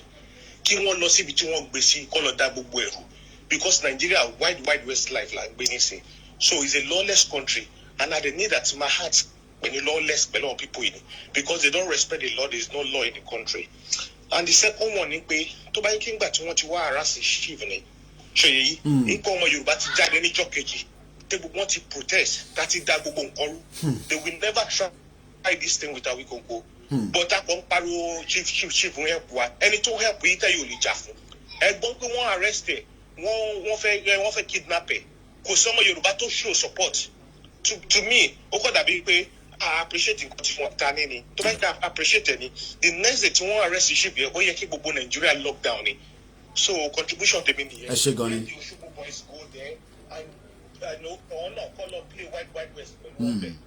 ẹ ṣe gan ni. Let's take another call. Mo mọ̀ pé gbogbo yín fẹ́ pé ó máa wọlé ẹ ṣe sùúrù as long as I'm not going anywhere now, which I think so. So we're still taking more calls because I want as many contribution on this particular Look, you have the right to say. Don't think I will not allow you to say what you want to feel about Awikonko. No. That's why it's Emma Binentonpe is an open platform. I will allow you to talk, but I will just come from my own angle, and we don't have to agree. But what we are saying is there's a crime that has been committed, just the same way that he has been kidnapped for 2 years. Mobito wa nisin. Egbon soke, en ton sọ̀rọ̀. Hello, sir. Ẹ káàbọ̀ sórí ètò. Ẹ kú iṣẹ́ ẹ kú ètò ìlú. Àwa ni ẹ sà. Mo believe pé everybody tó wà lórí platform yìí ó ń gbọ́ mi dáadáa. Loud and clear. The point is, in the case of Awikonko, the guy that just called, tó pè láti London, tó sọ pé òun Tony King, please, ẹ má fi ọ̀rọ̀ fracas orí Facebook, ẹ má gbé wọnú eléyìí. Ìgbà tí àwọn tó ń gbé AK-47, tí wọ́n ń gbé ọ̀bẹ, tí wọ́n ń gbé àdá, tí wọ́n ń pa àwọn èèyàn kiri nínú igbó, tí kò sí nǹkan kan tó ṣẹlẹ̀ sí wọn, whether ó ń fight fún Yorùbá agitation or not, whether it is against anything follow or not, this is another brother you are trying to set up to be get killed. You are setting up another brother to be get killed. If you try that and everybody abandon him there, that's the end. You have to be very careful. This is not a matter. Don't take that into this.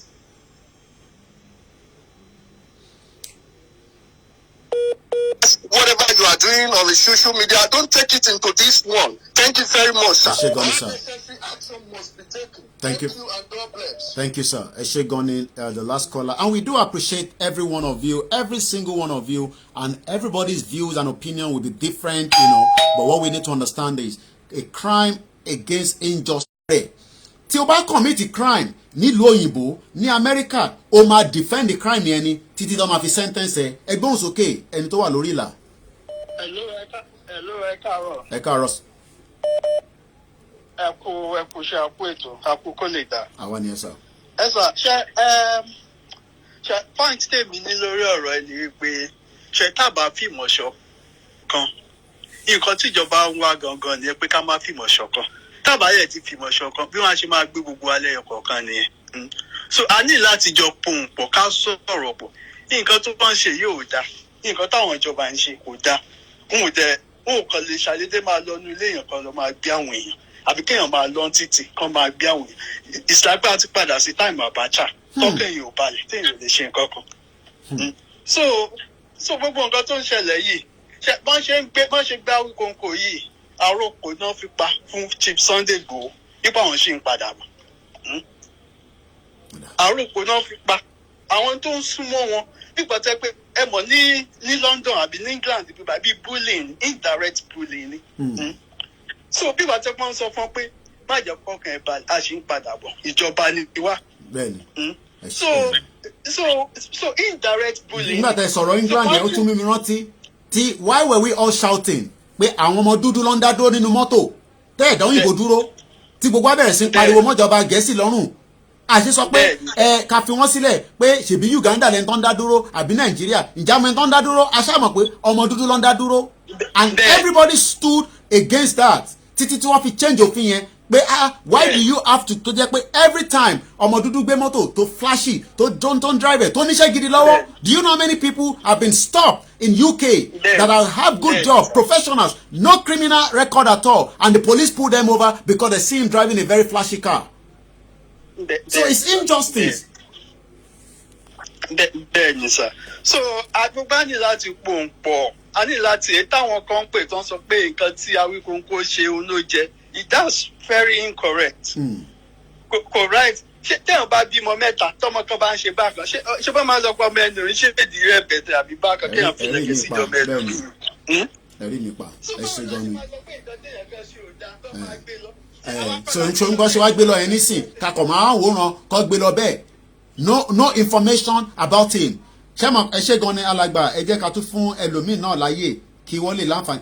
Last week there was a story that came to me but because we are so busy and that case has not yet been closed ǹjẹ́ yìí mọ̀ ẹ ṣe sùúrù ẹ̀ tẹ́ ń pè arákùnrin yẹn pè mí ó ń sunkún and I told him to make a video and I still have that video before he traveled to the police station. Kí ni nǹkan tó ṣẹlẹ̀? The wife was picked up in the middle of the night, I think in Ekiti or somewhere in that end of the the Yoruba land. Èkó lòun wà. Kí ló dé lọ gbé fún? Wọ́n ní ó kidnap èèyàn kan. Ẹ máa gbọ́ mi dáadáa. Wọ́n sọ pé ó kidnap èèyàn kan, ìyẹn man yẹn, ìyẹn bàbá yẹn. Òun á ní òun kidnap kẹ̀. Òun tóun wà lÉkòó, fóònù méjèèjì òun wà lọ́wọ́ òun.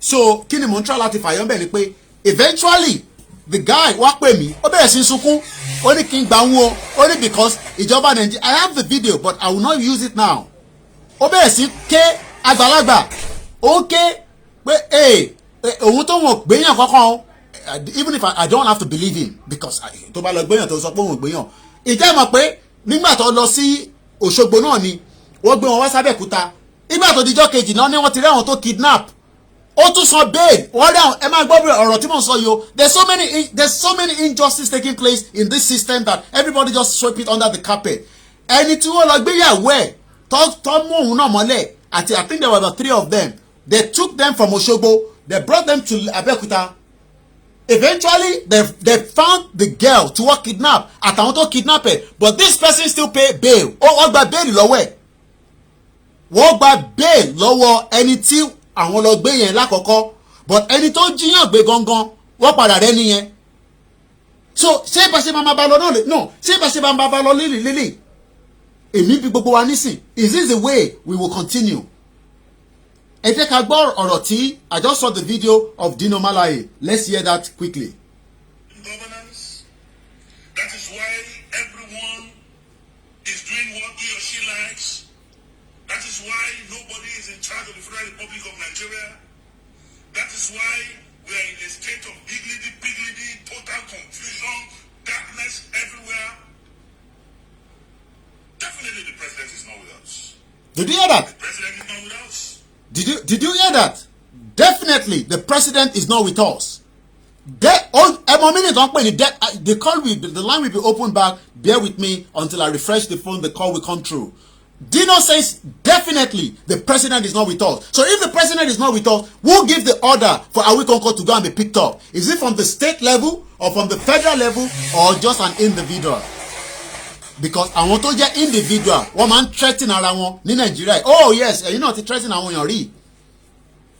Olúkálùkù máa ń lo power because it's a lawless country.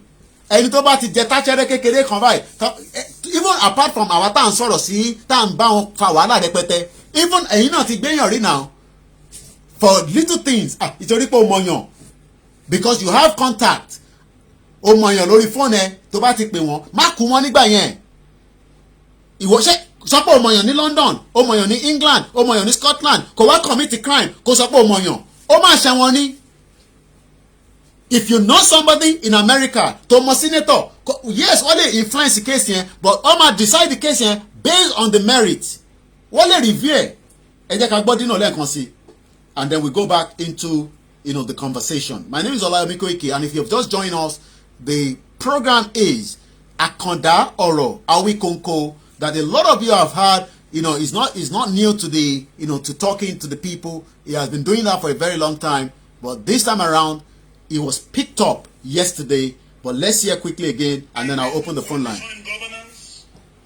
That is why everyone is doing what he or she likes. That is why nobody is in charge of the Federal Republic of Nigeria.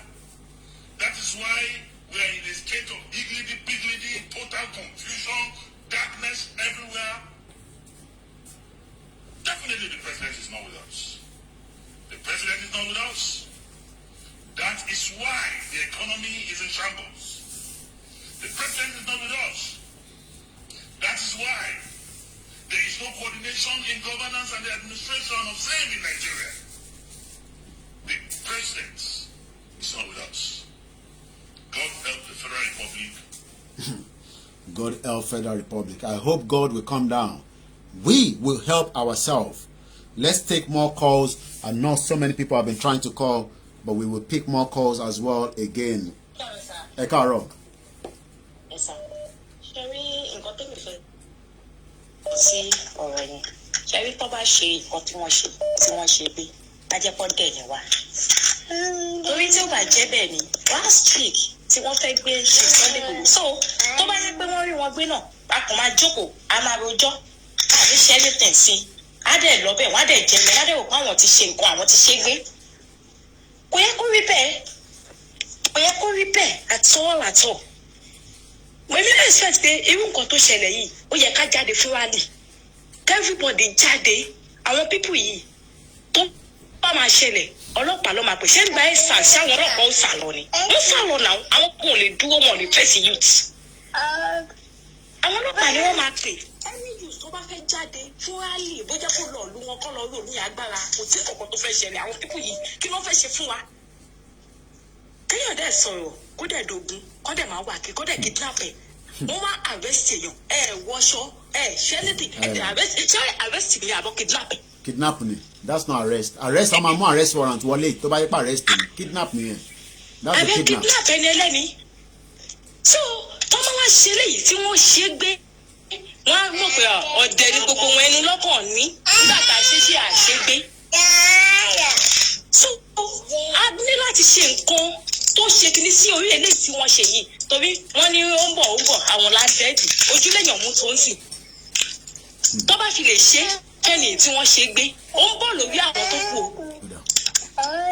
kẹ́fíbọ̀dì tètè gbígbé ẹjọ́ torí ọlọ́run aná tẹ́lẹ̀ àwọn fúlàní kó lórí ilẹ̀ wọn afẹ́gba yorùbá nation a sọ pé kò ní dogun ta ló sọ kò sí bí ò ṣe ní dogun my brother kò sí bí kò ṣe ní di o kò ṣe é kò tá a fà lọ kò sí gbà tó kò ṣe ní ṣẹlẹ̀ akọ̀ntọ́ wa ni tá a bá ní kó sògùn kọ́ máa sọ pé ogun kí ni ò ní ṣẹlẹ̀ kò sí bó gun ò ṣe ní ṣẹlẹ̀ sọ́tọ̀ bí wọ́n kọ́ àìjókòó tá a sọ pé ogun ò ní ṣẹlẹ̀ ṣé àwọn tó ti wà ní forest wa tó ti ń kidnap àwọn èèyàn tó ti ń gbowó iyebíye ẹ rò pé ó easy láti sọ fún wọn pé ẹ fi gbé wa sílẹ̀ àfẹ́yìn mọ́ kò easy bẹ́ẹ̀. ẹ ṣé gan ni màmá wa ẹja tó fẹ́ lòmíì ní àǹfààní ẹ ṣé gan ni everybody lọ gbáradì ẹ ti gbọ́n kan tí màmá wa sọ ẹ ṣé gan ni nìkẹ́ ọ̀dà. so kò sí pé ogun kò ní ṣẹlẹ̀ kí ló ń jẹ́ pé ogun ò ní ṣẹlẹ̀ ogun tó ó máa ṣẹlẹ̀ kó ló má jẹ́ ká sọ ẹ̀mí wa nù ni tó máa ṣẹlẹ̀ gidi ó máa ṣẹlẹ̀ so káwá ní afẹ́lẹ́ àwọn máa là padà sílùú wọn àbí ìṣó yìí sì ibi tó ti ń ká kòkò wò wọn ẹ wá fẹ́ lé wọn ṣọ́ máa gbà kálí àwọn just like that so everybody lọ prepare ogun ti dé already kò ṣe pé ń bọ̀ ó ti dé already torí ìlú tá a wà tí ó sẹ̀ni tó lè sùn tí má sùn ní báyìí má máa yọjú wọnú compound lẹ́ẹ̀mẹwàá ni ẹ̀mí mi ò balẹ̀ so kí wàá là ń sọ àníṣe I drive 1 hour mo rí irú ẹ̀ rí 1 hour àwa nìkan ni convoy tó wà lórí títì yẹn ó dá páúpáú ni ó dá páú kò síná kò sẹ́nìtì ó dá páúpáú ni and that is down about maybe around 8 o'clock somewhere around there ó dá páúpáú ni. ṣé wọ́n á jẹ́ kọjá àwọn pé kò ní dá téèyàn rẹ̀ yín ó lè rìn kó rìn àárín fọkànbalẹ̀ kó fọkànbalẹ̀ bí mọ́tò kan bá dákú síbẹ̀ yẹn wàhálà ni ẹ ṣé gan màmá mi ẹ ṣé gan ni ẹ̀yìn gbà kan rówó lórí ẹ̀ wọ́n rí káàṣì lórí ẹ̀ ni ẹ ṣé gan ni ẹjẹ́ afẹ́lómìnà láàyè kí a lè láǹfààní àti gba as many calls ẹ̀yin lẹ́lẹ́tò èmi wà digbídigbí fún gbogbo wa náà ni ṣòwò rẹ̀ ń ṣe Yorùbá ẹ fìyẹn sílẹ̀ ṣé bá ṣe dé mọ́ bẹ́ẹ̀ l'Ábùjá yẹn ló da ó ti bá wọn jẹ rí no ẹjẹ́ àfìyẹn sílẹ̀ tó bá jẹ́ pé ìwọ ló máa pè níjọ́ mi ló máa ní ìwọ náà need media support ẹgbọ́n sókè màmá wa. Koiki kalẹ̀ mo mọ̀ pé àdúpẹ́ fọlọ́run kò fẹ́ sọ ìdí ẹ̀ nínú ẹ̀ ni. ẹgbọ́n sókè mọ́. kí àlè ní pé Awikonko ṣe kínní kan Awikonko ṣe kínní kan Yorùbá ni òun náà dẹ̀ ó ń sọ ìwọ̀nba ọ̀rọ̀ tó dáa sínú ọ̀rọ̀ yẹn because lákọ̀ọ́kọ́ ó ń pé òun ò fẹ́ kí Ìgbòho kó bá wa ṣe agitation pé torí àwọn ìjọba iná ni ó dẹ̀ tó ń lọ ó ń pọ̀ bẹ́ẹ̀ pé nìkan ni mo fẹ́ sọ ni pé Ọlọ́run á fún yín ṣe tẹ́ bá máa lọ ìwọ ẹ̀yin àtàwọn tẹ́ bá máa lọ ẹ dira dáadáa because wọ́n ń try láti wá jà wọ́n dẹ̀ ń try láti wá pé kí Ìgbòho lè wá títàdé wọn ẹ jọ nítorí Ọlọ́run ẹ dira dáadáa Ọlọ́run àti ìlámùrè Ọlọ́run àti ìlámùrè Ọlọ́run àti ìlámùrè ìwọ̀nba ẹ̀kọ́ tèmi máa sọ. ẹ ṣé gan ni amọ̀pá ti dárun mẹ́yìn kan lójú l'Amẹ́ríkà ẹ má bínú sí wa ẹ ṣé gan ni ma all right ma no problem àmín ẹ jẹ́ kí èmi sọ nǹkan kan fún gbogbo àwọn ọmọ káàárọ̀ òjíire ṣe rí diplomacy is very good. I love it. I live in where they respect diplomacy. But ìlú táwa kò sí diplomacy o. Ó ya wèrè gan. Ìlú ya wèrè gan. Èyí tẹ́ máa ń sọ̀rọ̀ diplomacy mo kàn máa ń rẹ́rìn ni. Ẹni tó bá mọ tí mò ń sọ o. Diplomacy ò ní work o. But ẹ jẹ́ ká máa sọ diplomacy lọ́dọ̀ wa lọ́hùn o. Nísàlẹ̀ yìí Ọlọ́run jẹ́ kí diplomacy work o. Ẹ jẹ́ àtún lọ bá ẹni tó ń pè. Ẹ ṣe sùúrù gbogbo ẹ̀yin tẹ́ ń pè. Hello caller. Hello, good morning, Mr. Koiki. How are you doing? I'm very good, sir. Good morning. Go ahead. Yeah. A very quick one. It's like we should just be very constructive with this situation, and we should make sure we understand this situation very well. We shouldn't allow this situation to control us.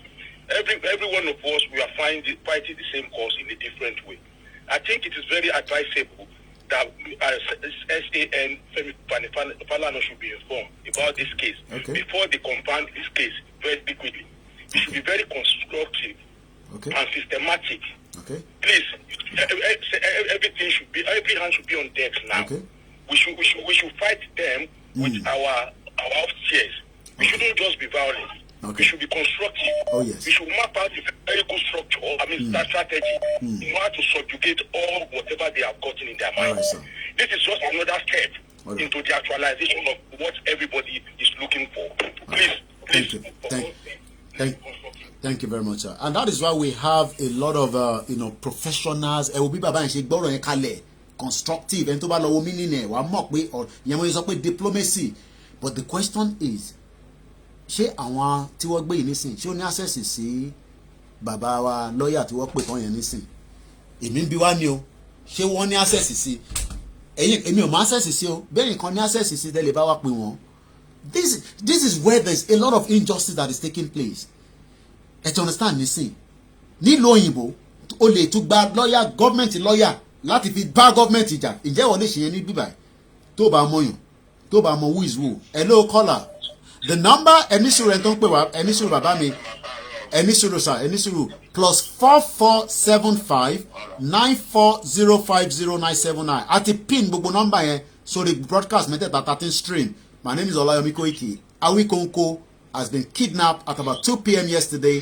3 unknown uniform officers came down. They were monitoring his vehicle until he came out, approached his vehicle. They approached him and they asked, ta ló ni mọ́tò yìí? Ó náà lòun ní kí lorúkọ tiẹ̀ ó ní Awikonko lòun jẹ́. ibi tó wà nísìn nobody knows, but the last location was Osogbo State CID. Ibẹ̀ ni wọ́n pin ẹ̀ sí as at the last time the family spoke to him.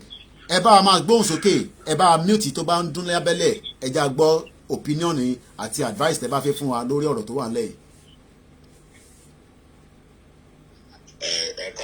Ẹ káàárọ̀ sà.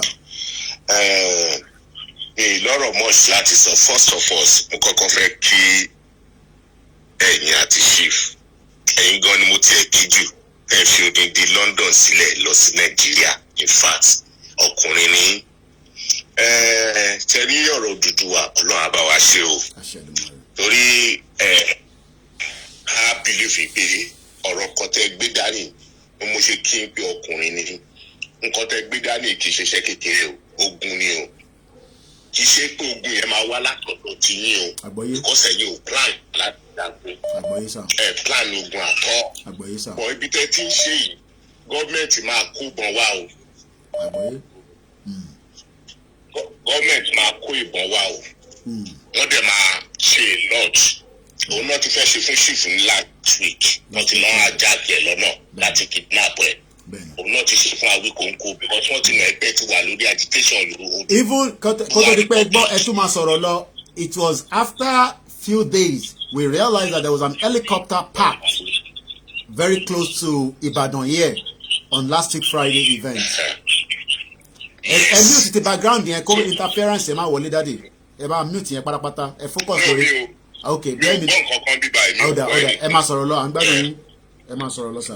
So ogun ni o, iṣẹ́ ìgbọ̀ngàn lẹ́ ń prepare ogun o, torí láti gbàtà ti rí ṣífù ńsìn tó ń rìn káàkiri, kókó bọ̀ dání, kò ṣe pé ó gbámọ́ tàǹkì kiri, kò dẹ̀ bá ìlọjà, ó ń lọ from one place to another fún analysis ni. You understand? But government wọ́n máa kó ìbọn wá. Kò sí bẹ́ẹ̀ ṣe lè mọ́ ṣe ojú ogun ní Koiki.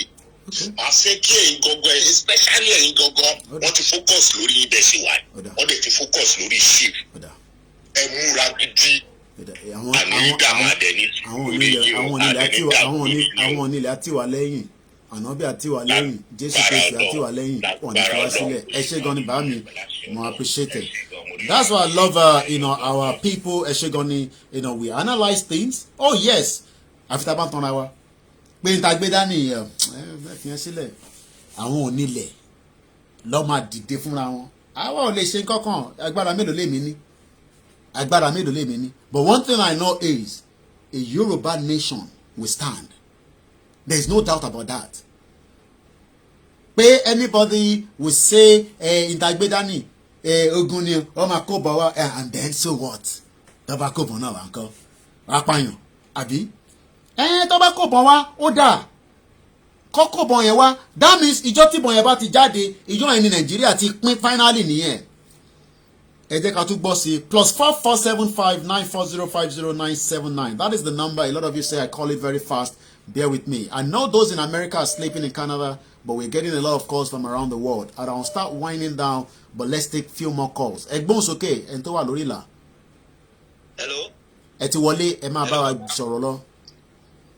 Ẹ ṣé gan ni ẹ kú ṣẹ́ sà. Ṣé rí ọ̀rọ̀ tó wà lẹ́ lórí ọ̀rọ̀ Awikonko mo kàn sáré fẹ́ fi a little bit of kíní sí ni. Ẹ jẹ́ kí bàbá ọba Ọọ̀ni of Ifẹ̀ kàn mọ̀ ọ̀pọ̀ tó ń go on now. Also ẹni alàgbà tó pè tó jẹ́ contact wọn náà ti get in touch pẹ̀lú wọn, so I'm sure they will. Kò fìgbà kan máa place bàbá Ọọ̀ni of Ifẹ̀. Ẹ jẹ́ kí Ọọ̀ni of Ifẹ̀ gbọ́ nǹkan tó ń go on lórí ọ̀rọ̀ Awikonko kí wọ́n lè fi Awikonko lẹ̀. Awikonko ṣe nǹkan tó burú o. Ìjà ọmọ Yorùbá l'Awikonko ń gbè. Kò lè sí nǹkan kan tó sọ tó against government at all. Ẹ jọ̀ọ́ torí Ọlọ́run ọba ẹ tètè bá kàn sí bàbá wa Ọọ̀ni of Ifẹ̀. Kò fi ìgbà kan má fi praise bàbá. Ẹ jọ̀ọ́ torí Ọlọ́run. No problem. Ẹ ṣé gan ni. Ẹ ṣé Èdùmàrè. Okay, my phone battery are all running very slow, and that means we're gonna wind down as well. I know not everybody will get through, definitely.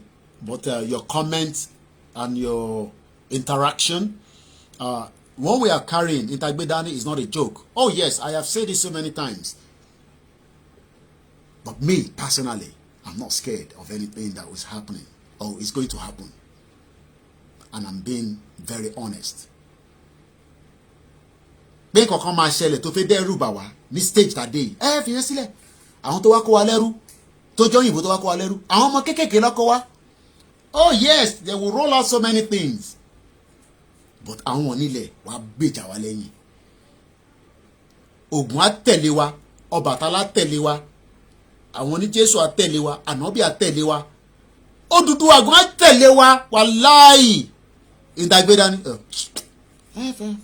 ẹ má jẹ́ kí wọ́n wó kòkòkòkò mọ́ wa. Ìdàgbéda ni.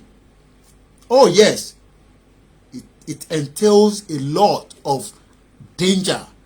Àríyàn kan tó máa gbowó tó máa dà wá, àríyàn kan tó máa fẹ́ fún wọn ní information, àráhùn tá a máa bá sọ̀rọ̀ lórí phone tó máa tàbí pé tiwa ló ń ṣe. But I don't record any calls that come through my line. Whether you record mine is up to you. I do not record calls because I know eléyìí gbé dání Yorùbá ti pín kúrò lára Nàìjíríà. Who is the federal government? Federal government wá dàbí Elédùmarè ni. Kí la wá ń bẹ̀rù fún? Ṣé federal government táwọn pariwo tó ń hókò mọ́ wa ṣé wọ́n dàbí Elédùmarè? So let us take it easy. Ṣé àwọn wá dàbí Elédùmarè? Ìjà ta fẹ́ jà. Ibì kan la lọ lánàá. Ìdí Ògùn ni la lọ lánàá. Èmi ò gbọ́ Yorùbá dáadáa tí ń fi máa kì í. Ẹ̀yin tẹ́ gbọ́ dáadáa tẹ́ lè máa kì í. Wàláhì ni mo sọ. Wọ́n gbogbo máa dìde níbi tó wà. Tí àwọn èèyàn rò pé ọ̀rọ̀ ìjọba gbé AK-47 dání wọ́n gbé kíní kan láfẹ́ fi jà nísìn ni. Àwọn onílẹ̀ fẹ́ gbalẹ̀ wọn. Àwọn onílẹ̀ èmi mọ́ nílẹ̀ ni. Ìbọn bí èmi sórí ilẹ̀ yẹn ni. Àwọn onílẹ̀ wọ́n fẹ́ gbalẹ̀ wọn lọ́wọ́ Fúlàní. Ẹ̀ ń sọ pé ìjọba máa ṣe kíní kan. Àmọ́ tá à ń ṣe nìyẹn. Wàláì àmọ́ tá à ń ṣe. Àwọn ọmọ máa hó mọ́ wa. Ṣé torí pé mò ń parí? No, àwọn onílẹ̀ gangan ló fẹ́ gbalẹ̀ wọn. Shit all country. Ẹ̀rọ àpẹẹlòmí ẹ ti kúrò lé tipẹ́. Ẹ mọ ìyà ṣẹ́gẹ̀ bánzánì tó ń jà àwọn ọmọ Yorùbá. Wàláì ìyà òjẹ́ wá ni wọ́n sọ fún wọn ní ṣáṣá pé àwọn ìyá wa ń gba kírẹ́dìtì tòmátò. Ó yẹ ká máa sunkún ni. Anyway, I'm gonna leave it at this stage. We will continue to monitor the update. This time, last week Friday, just almost the same time that Awikonko was picked up because Chief was, blocked around 2 p.m. This time last week Friday, none of you knew what was going to happen at 2 p.m. One day, we will wake up and things will change. Ó máa dàbí film. Ìjọ kan a máa jí, a máa sùn báyìí, a kàn máa jí, a kàn máa rí pé kí ló ń ṣẹlẹ̀ bó ṣe tó fẹ́ ṣẹlẹ̀ mi ò mọ̀. Tí bá ní mọ̀ parọ́, but àwọn tó nílẹ̀ wọ́n máa gbalẹ̀ wọn. Ẹ kàn máa jí níjọ́ kan ṣé politician wa lágbára jo Odùduwà lọ ni? Ṣé politician lágbára jo Ògún lọ ni? Ẹ jẹ́ ká ṣe sùúrù fúnra wa. Mo ṣeré. This is not about shouting lórí social media. No, àwọn kan ní ká kọ́kọ́ lọ ṣe election. I listen to so many of them. Gbogbo bẹ́ẹ̀ ṣe ń send náà ni mò ń kà. I have over 900. Mélòó ló wà ń bẹ̀ nísìn? Mélòó ló wà ń bẹ̀ nísìn?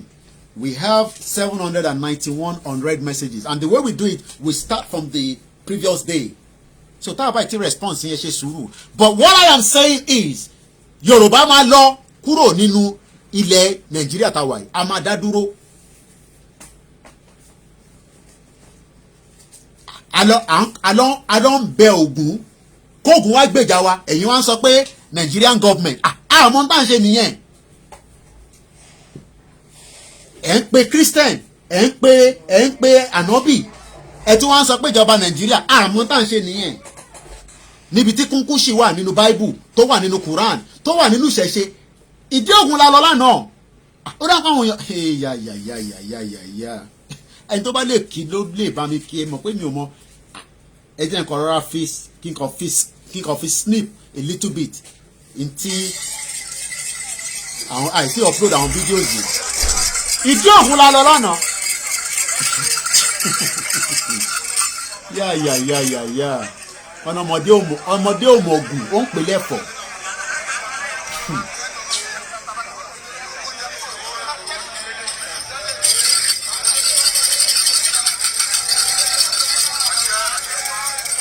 ibi tí ògùn wọlẹ̀ sí ibẹ̀ la lọ lánàá. ibi tí ògùn tó wọlẹ̀ sí ibẹ̀ la lọ lánàá. ẹ jẹ́ ká dé mọ́bẹ̀. ẹ jẹ́ ká kọ̀ dé mọ́bẹ̀. but pé àní lọ yẹn ẹ fìyẹn sílẹ̀. Inshallah, in Jesus' name, a lọ sẹ́. So, but if you are having that doubting mind, pé ìtagbé dání ó wà risky o, Koiki gbaz gbòs ẹ lè fìyẹn dẹ́rù bà wá. It's good, we will listen to you. Oh yes, I will hear it, but kò tún kọ lára mi. Àwọn kan ní àìbáwọn kan ti ṣe eléyìí kọ́ ló ṣe tẹ́lẹ̀ o. Ẹ má compare and contrast. Fact ni mo sọ fún yín, ẹ má mix it up pé a ti ṣeré eléyìí ni. So ìbọ̀lá fẹ́ mọ̀ tó fẹ́ já sí. Àìtí ṣe rí, a ṣẹ̀ṣẹ̀ bẹ̀rẹ̀ ni. Mo dẹ̀ sọ fún yín, à ń fẹ́ bí táyà mọ́tò ni. Tó bá débi tó yẹ kó dé, tó bá wà lórí 80 miles, Ọlọ́run jẹ́ kí wọ̀gán survive inú mọ́tò yẹn. Ìyẹn ló ṣe máa ń sọ fún ẹ tó bá fẹ́ lọ long journey, monitor and check your tire gauge. Mo kí gbogbo yín lẹ́ẹ̀kan sí o. My name is Olayomi Koiki, and on this note, we will end the broadcast. I know some of you will watch it later on. When it's breaking news, I have no other option than to come out. I was meant to be still doing other things, but at the end of the day, Awikonko is our brother, regardless of his position. Showore is our brother. So many of our sisters and brothers that have been kept away across the Yoruba land and outside Yoruba land in those contraction cells. But some of you don't know because nobody talks about it. But Entobania says, let us remain absolute strong that we are communicating with the Creator, not with the Nigerian government, not with UN, not with any one of them. We are communicating with our Creator. Eledumare to dawa, òun là ń bá sọ̀rọ̀. Ẹ wá ń sọ̀rọ̀ pé Nigerian government. Anyway, jẹ́ ń dé mọ́ bẹ́ẹ̀. A dúpẹ́ fún gbogbo ẹ̀yin tí ẹ láǹfààní àti fún wa ní gbogbo ẹ̀ náà la pín bẹ́ẹ̀ ṣe ń kó fún wa. We are making use of it. The Yoruba Nation stickers, we got these. Somebody produced 10,000 of these. Mo rí wọn rí. It was sent down here, and we will continue to push so many things out. We also have a big poster that we did. I'm sure some of you, let me see if I can bring that quickly as well. Somebody also made other and then there's so many people doing different things for different people. We appreciate. This one was also produced and sent to us. Then there's so many people that are giving different things. We appreciate. This one says, "Say no to rape in Yoruba land." This is was I think about 100 of it or so was sent down. Sọ pé rárá sí ìfibánilọ́pọ̀ anyway, say no to rape in Yoruba land. Ìfipábánilòpọ̀ nílẹ̀ Yorùbá, and then it's got the. So this is what we are saying. You give us 120, it will be distributed as we receive it as well. We continue to appreciate the medical doctors in Canada that produce, 1,000 face masks. Some of those we've been giving it as well when we traveled to Ekiti and Ondo yesterday. More is still needed as we speak. Awareness. We appreciate all the media platforms, everybody that is talking. Also, we've done these one. As you can see, these are the big ones, right? 1,000 copies of these was produced, by myself. And then they're going to start sticking them like that. What does it say there? Support Orílẹ̀-èdè Yorùbá, Yoruba Nation now. Faramọ́ òmìnira ilẹ̀ ọmọ káàárọ̀ jíire. Enough of bad governance. Alòdì síjọba amúnisìn. Ilẹ̀ Yorùbá olómìnira ti dé. Àṣetán láti dá dúró, àṣẹrúmọ́. How to sign the poll and petition, visit koikimedia.com. Ilé ìwé ọ̀fẹ́, ètò ìlera ọ̀fẹ́, ìlọsíwájú ọrọ̀ ajé, ètò lórí àgbẹ̀ wa, and I put the numbers there as well. So these will be coming to your locality very soon. The more we get to produce, the more we will push it out. So that's about it this morning. If we have any more update on Awikonko, I'll be updating you as well. Your camera is halfway, okay? It's on a portrait, so bear with me. You got to remember, I'm managing to even do broadcast. The network is not very good. I'm not using a laptop since I've arrived to do any kind of broadcast. So I'm using 3 mobile phones. Koiki Media, Olayomi, Koiki, and Ududua page. So at least you can hear my voice. So don't worry about the camera. Once again, let us remember that the injustice to one is injustice to every one of us. And we don't... Some of you have been harassed at our embassy. Have a very good morning, and I'll be back whenever we're back. Continue to monitor our platform with different updates. If we have not get back to you on the message, bear with us. We will get to you as quickly as possible. But if you want to call after the show, just to discuss other things, but always remember that if you're holding me for 20 minutes and I have 200 people to talk to in a day, I'm sure you understand that that means I will not have time for so many other things as well. So always remember that. I know some of you have so many things to discuss, you want to share. You all have ideas. Create those ideas on different platforms. Let us push it within our community, our areas, across where we are. Write your MP, write your senator for diplomacy, part of it, outside the country. Sign the force majeure petition. Donate to the Yoruba Rescue Fund. Support Koiki Media as a platform from the media aspect of things. Oh yes, media always need money to run the affairs of what we are doing. Awikonko must be released. There's no going back on the Yoruba nation, and also we'll be back very soon again. Bye for now.